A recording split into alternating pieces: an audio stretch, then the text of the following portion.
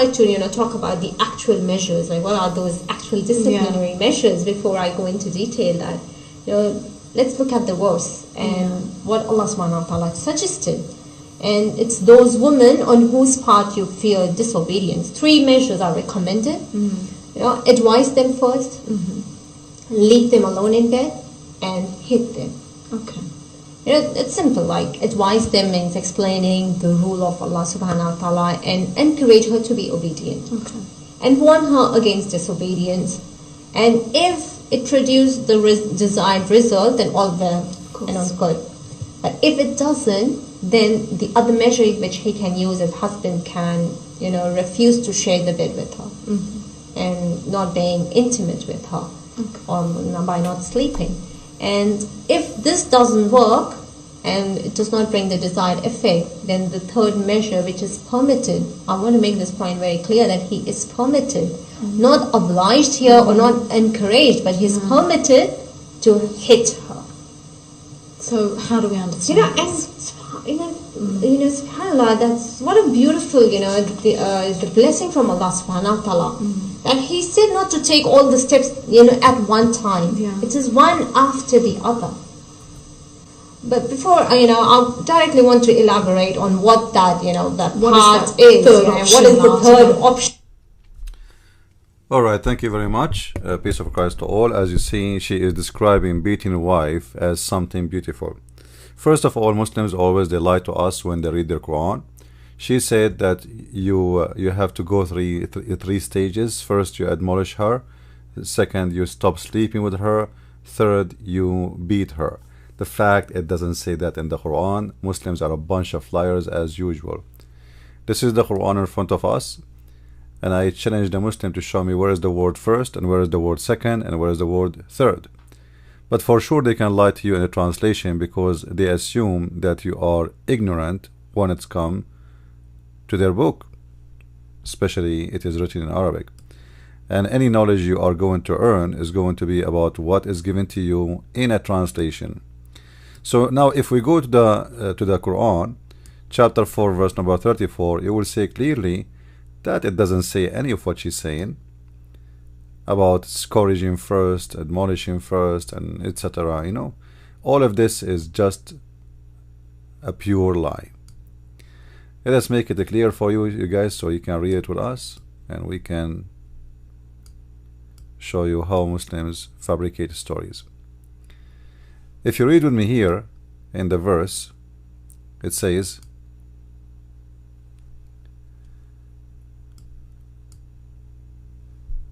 that the man is in charge of the women. Why they are in charge? Because they spend their money on them. So the wife in Islam is the same as a whore. When you pay a whore, this whore, she have to give you a service, and she don't give you the service, you are not satisfied, you can supposedly, according to Islam, you can beat her. So the woman, she is getting wages for being a sex toy. So if she is not satisfying the husband, he can do what? So good women are the one who is obedience, as you see here. Let us change. Good women are the one is obedience. And later we will see that this obedience include rape, guarding secret with Allah, etc. For those whom you fear rebellion. You fear. They did not even do rebellion. You fear. Like you say to your wife, bring me some tea, and she don't bring it to you fast enough. You fear rebellion. You see, it doesn't say she did rebel against you. You fear. You are suspicion about her.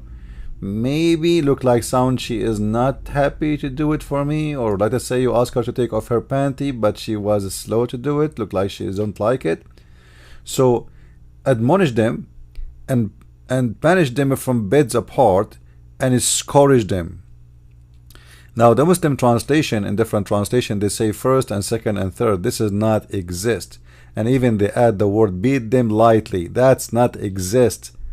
Bunch of liars, scumbag. And that's why I call them scumbag, because simply they are a fraud. Now if you look with me here, you will notice that if they obey you, as you see here, okay, then what? Then don't beat them. So the whole point of violence here is forcing you to be obedience. And about punish them in beds is not about really not to sleep with them, it's about jailing them in their rooms. وَهْجُرُوهُنَّ فِي الْمَضَاجِعِ, leave them in their rooms. So the punishment is as the following: you give her a warning as you wish,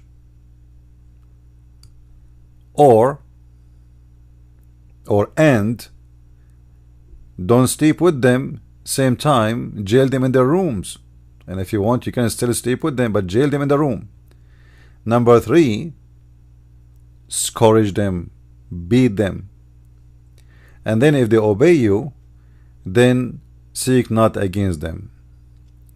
Actually, the story here is coming from many sources of Islamic source. It's about rape. You know, Muhammad, he created a rule that if a Muslim woman, she divorced her husband 3 times, her husband divorced her, 3 times, she is not the one who divorced him, poor woman, she cannot get back to her old husband unless she go and taste the juice of other man. So we will see here in the story, if we look in the hadith, a story of a woman. Her name is Sahla bint Suhail. Her name, what her name? I forgot, not Sahla. Anyway, the wife of a man who was divorced, and then she came to the Prophet to complain because her husband did beat her until her skin became greener than her clothes. If you read with me here, you will see the following. Rifa divorced his wife, whereupon Abdul Rahman, etc., etc., and Aisha said that lady was wearing a green garment. All right. And then she showed her a green spot in her skin caused by beating. The Muslim, they will say to you, oh, this is light beating, you know, look, it's a green spot by beating. And Aisha, she took a side of this woman because she is a woman too. So she said they support each other according to the hadith. So when Allah Messenger came, Aisha said, I have not seen any women suffering as much as believing women, which means Aisha, she is announcing clear words that Muslim women, no one suffer as much as they do. Look, her skin is greener than her clothes. Her skin is greener than her clothes. That is a severe beating.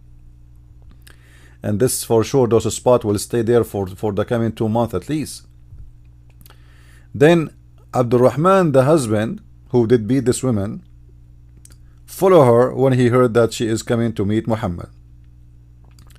So when he came, Muhammad, he asked, you know, he is supposed to be the judge, right? So he asked about what happened. The man, he said to him, this woman, she don't want to sleep with me. All right? She don't want to sleep with me. She said, by Allah, I have done no wrong to him. He is impotent and he is useless to me as this. So this woman, she claimed that this person, he is sexually as unable to do it, holding and showing her garment. Abdul Rahman said, by Allah, O Allah Messenger, she told a lie. I am very strong, I can satisfy her, but she disobedient and want to go back to Rafa. So the story behind this story is that this woman accused by this man, she wanna go back to her old husband and she don't like him. And obviously she did marry him, not because she liked him, but because Muhammad created a rule that she cannot go back to her husband unless she sleep with someone else, which is very disgusting rule Muhammad he came with. And then we see here that Muhammad, after investigating, Muhammad he took the side of the man and he told her, as if we read here, you should know, it's unlawful for you to remarry Rafa unless Abdul Rahman has sexual intercourse with you. The fact it doesn't say that. The fact in Arabic it says حتى يذوق عسيلتك, حتى يذوق عسيلتك, until he tastes your juice. The Muslim they translate it as sexual intercourse. Well, for sure it is sexual intercourse, but it's about tasting her juice. Very dirty language. So according to the translation, until he have sexual intercourse with you. And then Muhammad he took the side of the man and he made no punishment, and then he gave a verse of the Quran saying that men are in charge of women so they can beat the hell of them. Why they can beat the hell of them? Because they spend their money and their property on them. So if a man he spends some money on you, you became his whore according to Islam. And for sure she was saying in the video, I mean, how beautiful it is. You see how beautiful it is? It's so beautiful that Allah he made Muslim women equal to a whore. Very beautiful. I mean, how in the world you can not see how beautiful that is? What's wrong with you people? It is so beautiful. Hear it again. It's hard to believe, right? But this is the truth. Clear that he is permitted, not obliged here or not encouraged, but he's permitted to hit her. So how do we understand? SubhanAllah, that's what a beautiful, the blessing from. What a beautiful.